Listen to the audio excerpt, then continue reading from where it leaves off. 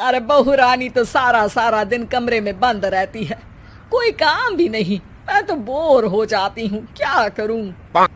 तभी मीना की सहेली रीना उससे मिलने आती है।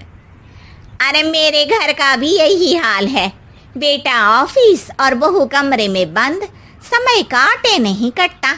लेकिन अब सच मानो तो वक्त ही नहीं है कि वक्त से रोटी भी खा लूं। अरे बहन, मुझे भी बता दे कौन सा जादू चलाया है।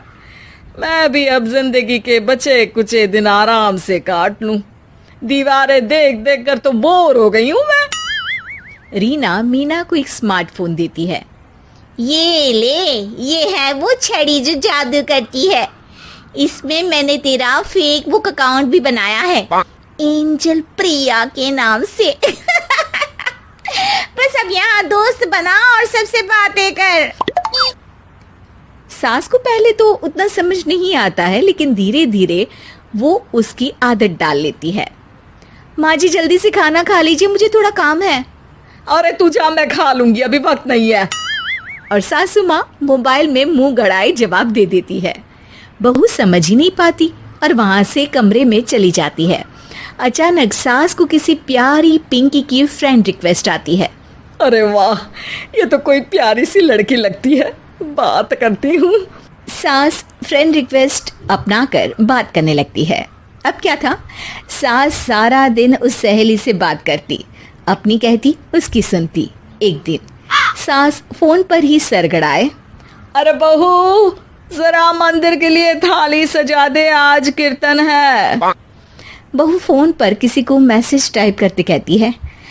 माँ जी क्या है, अब मुझे क्या पता कि आपको कौन कौन से भगवान की पूजा करनी होती है। तभी सास के पास कोई मैसेज आता है। अच्छा अच्छा ठीक है, रहने दे, मैं ही कर लूंगी।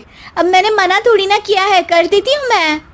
अब मैंने भी बोला ना कि थोड़ी देर में बात करती हूँ, तो मैं ही कर लेती हूँ, तू जा अपने कमरे में। बहू वहां से चली जाती है।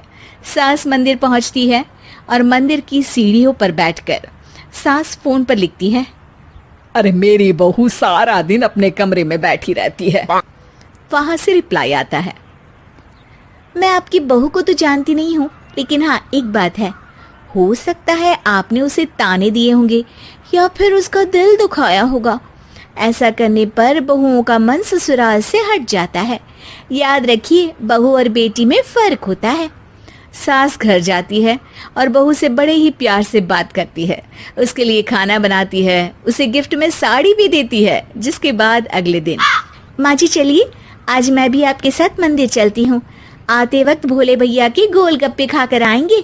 अरे हाँ बहू, ये तो अच्छा है, चलो। सास मन में सोचती है कि उसकी फेसबुक वाली दोस्त कितनी अच्छी है। उसके समझाने से उसे उसकी बहू वापस मिल गई।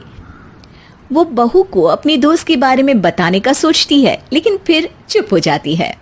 बहू फोन पर टाइप करती है। मेरी सास मुझे नौकरानी समझती है, एक गिलास पानी तक खुद नहीं लेती। मन तो करता है कि बोल दूं, मैं बहू हूँ, कोई नौकरानी नहीं।